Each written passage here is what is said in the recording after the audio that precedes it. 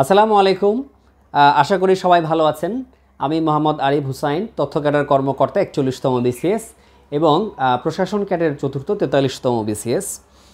তো আমাকে জিজ্ঞেস করেছেন অনেকেই যে ভাইয়া, একাডেমিক ব্যাকগ্রাউন্ড, ভালো সিজিপিএ, ভালো ইউনিভার্সিটি যেখান থেকে আমি পড়াশোনা করেছি, সেগুলো কি বিসিএস ক্যাডার হওয়ার ক্ষেত্রে কোনো প্রভাব ফেলে বা কোনো ইম্প্যাক্ট আছে কি না, কতটা গুরুত্বপূর্ণ? তো আজকে আমি এই বিষয়ে আলোচনা করব।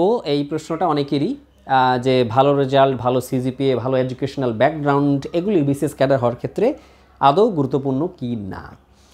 তো এখন আমার উত্তর আমি বলি, সেটা হলো বাংলাদেশ সরকারি কর্ম কমিশনে মাধ্যমে চাকরি পাওয়াটা, হ্যাঁ, যে কোনো যোগ্য নাগরিকের কর্তব্য, মানে পাওয়া অধিকার, কর্তব্য না, অধিকার। এটা কিন্তু আপনার মাথায় রাখতে হবে।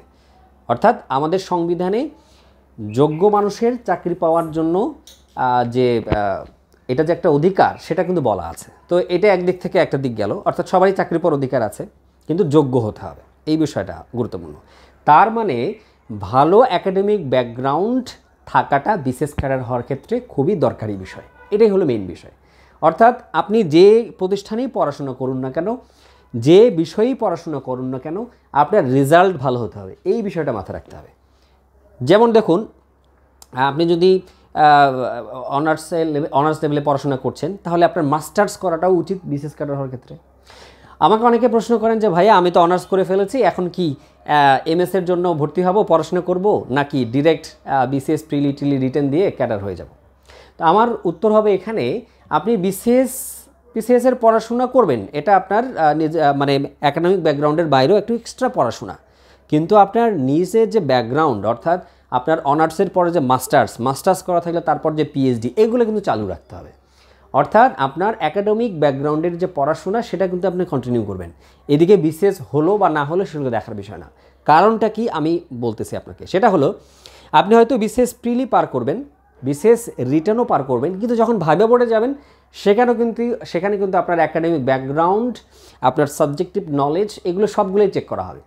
দেখুন, আপনাকে সরকার, এই দেশ, সমাজ, রাষ্ট্র আপনাকে ক্লাস 1 থেকে অনার্স মাস্টার্স পর্যন্ত পড়াচ্ছে এই কারণে, যাতে করে আপনার এই অর্জিত জ্ঞানটা আপনি সিভিল সার্ভিসে যে দেশের জন্য আপনি কাজে লাগাতে পারেন, তাই না? এটাই তো মুদ্রা কথা, এটাই তো উদ্দেশ্য। কিন্তু আপনি বিসিএস প্রিলি পড়ে ওই সাধারণ জ্ঞান কিছু মুখস্থ করে আর রিটেনে কিছু রচনা লিখে আপনি ভাইভা বোর্ডে একটু ইংলিশে কথা বলে আপনি পার পেয়ে যাবেন, সার্ভিসে চলে যাবেন, এইটা কিন্তু কাম্য নয়। অর্থাৎ এটা অ্যাজিউম করা হয় যে আপনি আপনার একাডেমিক ব্যাকগ্রাউন্ডে সব কিছু জানেন, এর পাশাপাশি ক্যাডার হওয়ার জন্য যে এক্সট্রা ইনফরমেশনগুলো, সেগুলি এখন আপনি জানেন, তার মানে আপনি ক্যাডার সার্ভিসের জন্য উপযুক্ত। এইটাই আসলে মেইন কথা। আপনাকে প্রথমে নিজের একাডেমিক ব্যাকগ্রাউন্ডে সবচাইতে ভালো রেজাল্ট এবং সর্বোচ্চ দৃঢ় আত্মপ্রত্যয়ী হিসেবে নিজেকে তৈরি করতে হবে, এরপরে ক্যাডার হওয়ার চিন্তা। আমার কথা বুঝতে পারছেন? অর্থাৎ আপনি যদি ইউনিভার্সিটি লেভেলে এখন পড়াশোনা করে থাকেন, আপনার বেশিরভাগ সময় বা কনসেন্ট্রেশন আপনার একাডেমিক ব্যাকগ্রাউন্ডে দিতে হবে। একাডেমিক ব্যাকগ্রাউন্ড ঠিক করার পরে আপনি বিসিএসের জন্য পড়েন যতটুকু সময় পান। যেমন আপনি একজন ডাক্তার, এমবিবিএস পড়ছেন, আপনার প্রাইম কনসার্ন হবে কিভাবে আপনি একজন ভালো ডাক্তার হতে পারেন। আপনাকে আগে এমবিবিএসের ওই পড়াগুলোর প্রতি ফোকাস দিতে হবে। এরপরে আপনি যদি একটু হালকা সময় পান, যতটুকু সময় পান, ততটুকু সময়ের মধ্যে আপনি বিসিএসের প্রস্তুতিগুলো নিতে থাকেন। এইটাই হলো দেশ, সমাজ, রাষ্ট্র সবার জন্যই ভালো। যেমন আপনি এমবিবিএস পড়ছেন, কিন্তু আপনি আপনার ডাক্তারিটা কোনো মতে পাশ করে আসলেন, রেজাল্ট খারাপ, পড়লেন না ভালোভাবে, তারপরে আপনি বিসিএস দিয়ে কি হয়ে গেলেন, স্বাস্থ্য ক্যাডারের কর্মকর্তা হয়ে গেলেন। তাহলে দেখুন, আপনি ক্যাডার কর্মকর্তা হলেন ঠিকই, কিন্তু ভালো ডাক্তার তো হতে পারলেন না। সো আপনার যে মেইন কাজ, আপনার যে প্রধানতম দায়িত্ব, সেটা হলো ছাত্র হিসেবে আপনার একাডেমিক ব্যাকগ্রাউন্ডের যে পড়াটা, সেই পড়াটা করতে হবে। আপনি ওই পড়াশোনাটাতে সবচেয়ে বেশি ফোকাস দেবেন। আর আপনার যদি সিজিপিএ বা রেজাল্ট ভালো থাকে, তাহলেই আপনি ক্যাডার হওয়ার দৌড়ে সবচেয়ে বেশি এগিয়ে থাকবেন। কারণ হলো বিসিএস ভাইভা বোর্ডে আপনাকে ওই জিনিসটা আপনাকে অ্যাসেস করা হবে, কিন্তু ওখানে 200 নম্বর, এই 200 নম্বরেই কিন্তু আকাশ পাতাল ব্যবধান হয়ে যাবে সব কিছু। আপনি রিটেনে অনেক ভালো লিখেছেন, কিন্তু ভাইভা বোর্ডে যদি নাম্বার কম পান, 110 বা 120 পান, তাহলে কিন্তু কাজ হবে না। ভাইভা বোর্ডে বেশি ভালো নম্বর পাওয়ার ক্ষেত্রে সবচাইতে গুরুত্বপূর্ণ ভূমিকা পালন করে হলো আপনার নিজের সাবজেক্টের যে প্রশ্নগুলো, সেগুলো পানা। তাহলে কিন্তু আপনার একটু পজিশনটা একটু কী হয়, একটু দৃঢ় মজবুত হয়। যে ওই ছেলেটা তার নিজের বিষয় সম্পর্কে যথেষ্ট জানে, সাধারণ জ্ঞান না জানলেও সমস্যা নাই। ঠিক আছে, এই হলো ফ্যাক্ট। অর্থাৎ আর এখন চলুন একটু অন্য বিষয়গুলোতে আসি। দেখুন আপনারা দেখবেন যে আমাদের যে টোটাল ক্যাডার পথ, হ্যাঁ সার্কুলার হলে দেখবেন জেনারেলে বেশি ক্যাডার পথ থাকে না, থাকে কোথায় টেকনিক্যাল এবং আপনার সাবজেক্টিভ ক্যাডারগুলোতে। তাহলে আপনি যদি প্রথম বিসিএসে ক্যাডার হতে চান অ্যাটলিস্ট, তাহলে রিস্ক ফ্রি থাকতে হলে আপনাকে অবশ্যই বোথ ক্যাডারে অ্যাপ্লাই করতে হবে বা টেকনিক্যালে অ্যাপ্লাই সহ করতে হবে। তো টেকনিক্যালে বা বোথে অ্যাপ্লাই করলে আপনার ক্যাডার পাওয়াটা কি হয়, অনেক বেশি ইজি হয়ে যায়। কারণ আপনার নিজের সাবজেক্টের লোকজনের সঙ্গে আপনার সেখানে কি হবে, কম্পিটিশন বা তুলনাটা হবে। তো সেই ক্ষেত্রে আপনার জায়গাটা যদি শক্ত থাকে নিজের সাবজেক্টে, তাহলে আপনি ওই জায়গাটা খুবই সহজেই নিজেকে সেট আপ করতে পারেন। তাহলে প্রথমত ক্যাডার হওয়ার ক্ষেত্রে আপনি যদি রিস্ক ফ্রি থাকতে চান, প্রথম দিকেই কোনো একটা ভালো ক্যাডারে থাকতে চান, আপনার নিজের সাবজেক্টে আপনার দখল আছে, তাহলে আপনি খুব সহজেই কিন্তু ওই জায়গাটা ধরতে পারবেন। কিন্তু চিন্তা করে দেখেন, যাদের এই জায়গাটা দুর্বল, নিজের সাবজেক্ট সম্পর্কে জ্ঞান নাই, তাদের কিন্তু জেনারেলে যে সবার সঙ্গে ফাইট করতে হবে।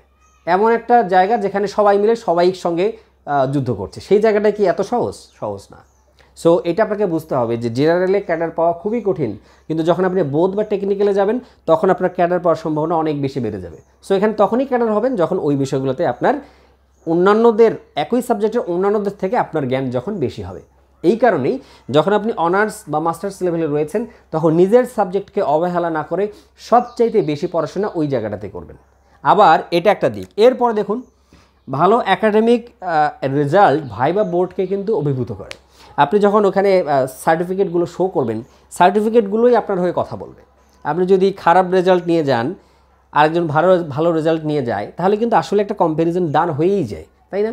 একজন সারা জীবন কষ্ট করে বা 4 থেকে 5 বছর কষ্ট করে একটা ভালো রেজাল্ট নিয়ে ভাইবা বোর্ডে গিয়েছে, আর আপনি কোনো রকমে আড়াই বা 2.75 বা 3 নিয়ে গিয়েছেন, তখন কিন্তু আপনি যে আসলেই ক্যাডার হওয়ার যোগ্য, তার তুলনায় বেশি যোগ্য, সেটা প্রুভ করার জন্য আপনাকে কিন্তু বেশি প্রশ্ন পারতে হবে। দেখুন আপনার উপর একটা চাপ তৈরি হবে। কিন্তু এখন আপনি যদি ওই চাপটা ওইখানে ডিসমিস করে দিয়ে আনসার দিতে পারেন, তাহলেই আপনি ক্যাডার হতে পারবেন, তাছাড়া পারবেন না। ঠিক আছে, এটাই হলো নর্মাল রুলস। সো এই কারণেই ওই জায়গাটাতে আগে থেকে এগিয়ে থাকার জন্য আপনার একটা ভালো মানে রেজাল্টের দরকার আছে। এটা হলো একটা দিক। এরপরে দেখুন, ভালো সিজিপিএ যদি থাকে, পরবর্তীতে ক্যাডার হওয়ার পরে আপনি যদি উচ্চশিক্ষার জন্য অ্যাপ্লাই করেন, সেখানে কিন্তু এই জিনিসটা দেখা হবে যে আপনার একাডেমিক ব্যাকগ্রাউন্ডটা কী, আপনি গবেষণায় নিযুক্ত ছিলেন কি না, বাইরে যখন পড়তে যাবেন তখন আপনার এই জিনিসগুলো লাগবে, তাই না? তাহলে দেখুন, ক্যাডার হওয়াই কিন্তু শেষ কথা নয়। ক্যাডার হওয়ার পরে আপনি যখন প্রমোশনের দিকে যান, সেক্ষেত্রেও কিন্তু আপনার এই বিষয়গুলো বিবেচনায় নেওয়া হবে। সো শুধুমাত্র এই যে ক্যাডার হয়ে যাবেন, এটাই কিন্তু শেষ কথা নয়। আপনাকে ক্যাডার হওয়ার পরেও পিএইচডি করতে দেশের বাইরে যেতে হবে, তাই না? তখন কিন্তু আপনার এই ভালো সিজিপিএ, তারপরে হলো আপনার ভালো রিসার্চ করা আছে কিনা, রিসার্চ মেথোডোলজি জানেন কিনা, এই বিষয়গুলো কাজে লাগবে। সো আমি আপনাদেরকে পরামর্শ দেব, আপনারা যারা এখনও ইউনিভার্সিটি লেভেলে আছেন, আপনার নিজের সাবজেক্টকে সবচেয়ে বেশি প্রায়োরিটি দিয়ে পড়াশোনা করুন। শুধুমাত্র ঘর দরজা জানালা সব বন্ধ করে বিশেষ প্রিলি নিয়ে বসে থাকবেন না, এটা হবে একটা আত্মঘাতী সিদ্ধান্ত। আমি ব্যক্তিগতভাবে আমি আমার সাবজেক্ট ভূগোল ও পরিবেশ, আমি যথেষ্ট সময় দিয়েছি ভূগোল ও পরিবেশ, আমার ভালোই লাগতো। প্রথম দিকে আমার ভূগোল নিয়ে একটু চিন্তা ছিল যে এই সাবজেক্টে, আমি সায়েন্স ব্যাকগ্রাউন্ড থেকে কী করব। পরবর্তীতে এই সাবজেক্টে পড়াশোনা করতে করতে আমি এত ভাস্ট একটা ডিসিপ্লিন, এই যে জিওগ্রাফি, সো আমার মনে হলো যে আমি আসলে একটা রাইট জায়গায় এসেছি। ঠিক আছে, বিসিএসের জন্য আমাদের কিন্তু অনেক কিছু জানতে হয়। এক্ষেত্রে আমার নিজের সাবজেক্ট আমাকে অনেকভাবে সাহায্য করেছে, তাই না? আবার আমার যে সিজিপিএ বা রেজাল্ট এমন ছিল যে ভাইবা বোর্ডে আমি নিজেকে একজন ভালো ছাত্র হিসেবে উপস্থাপন যেমন করতে পেরেছি, তেমনিভাবে আমি একজন সুবিবেচক, যে আমি ভালো রেজাল্ট নিয়ে আমি এখন দেশের সেবা করতে চাই। সো এটারও একটা লিঙ্ক আপ করতে পেরেছিলাম। ভাইবা বোর্ডে কিন্তু আপনাকে জিজ্ঞেস করবে, যেমন আপনি যদি কেমিস্ট্রির ছাত্র হন, আপনি যদি প্রশাসন ক্যাডার প্রথম চয়েস দিয়ে থাকেন, হয়তো আপনাদের জিজ্ঞেস করতেই পারে যে আপনার কেমিস্ট্রির নলেজ আপনি কিভাবে প্রশাসনে কাজে লাগাবেন। তাহলে দেখুন, আপনি যদি নিজের সাবজেক্টের একেবারে সমস্ত বিষয়গুলো না জানেন, তাহলে কিন্তু এই সমীকরণটা দাঁড় করানো এত সহজ নয়। আর আপনি আরেকজনের শেখানোর কথা যদি বলেন, তাহলে ওই টপিকগুলোর ভিতরে প্রশ্ন করে আপনাকে আটকিয়ে দেবে। তার মানে কি, আপনার নিজের সাবজেক্ট জানতে হবে, আবার ওই সাবজেক্টকে আপনি আপনার কর্মজীবনে বা বাংলাদেশ সিভিল সার্ভিসে কীভাবে কাজে লাগবেন, সেই তর্ক বা যুক্তিটা কিন্তু আপনার ভাইবা বোর্ডে উপস্থিত করতে হবে। সো এটাই হলো মেইন বিষয়। আরেকটা বিষয়, ব্যক্তি জীবনে যখন আপনি একটা রেসপন্সিবল পজিশনে যাবেন তখন কিন্তু সিদ্ধান্ত গ্রহণের ক্ষেত্রে আপনার কিন্তু নিজের সাবজেক্টে আপনার জন্য সবচেয়ে বেশি কাজে লাগবে, এটাও কিন্তু গুরুত্বপূর্ণ বিষয়। অন্যান্য বিষয়ে আপনি জ্ঞান অর্জন করবেন পরবর্তীতে, সমস্যা নেই, কিন্তু আপনার বেস যেটা সেটা কিন্তু আপনার নিজের সাবজেক্ট। সো ভালো একাডেমিক ব্যাকগ্রাউন্ড বিশেষ ক্যাডার হওয়ার ক্ষেত্রে অনেক বেশি গুরুত্বপূর্ণ, এটাকে হালকাভাবে নেওয়ার কোনো অপশন নেই। যাদের এখনও সুযোগ রয়েছে, একাডেমিক রেজাল্ট ভালো আছে, ভালো করে ধরে রাখার চেষ্টা করবেন, আর যাদের খারাপ আছে তারা আরও ভালো করার চেষ্টা করবেন, এটাই হবে আমার সাজেশন। আর বিসিএস পড়তে থাকলে অনেক ভালো ছাত্রছাত্রীদের বিসিএস এমনি হয়ে যায়, যাদের সিজিপিএ ভালো 3.5-এর উপরে তাদের এমনিতেই বিসিএস হয়ে যাবে, 2-1বার চেষ্টা করবেন এমনি হয়ে যাবে, বুঝতে পারছেন? এই হলো ফ্যাক্ট, দুশ্চিন্তা করার কিছুই নেই।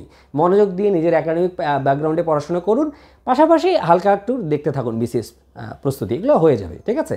তো আশা করি আপনাদের এই বিষয়ক কনফিউশন ক্লিয়ার হয়েছে।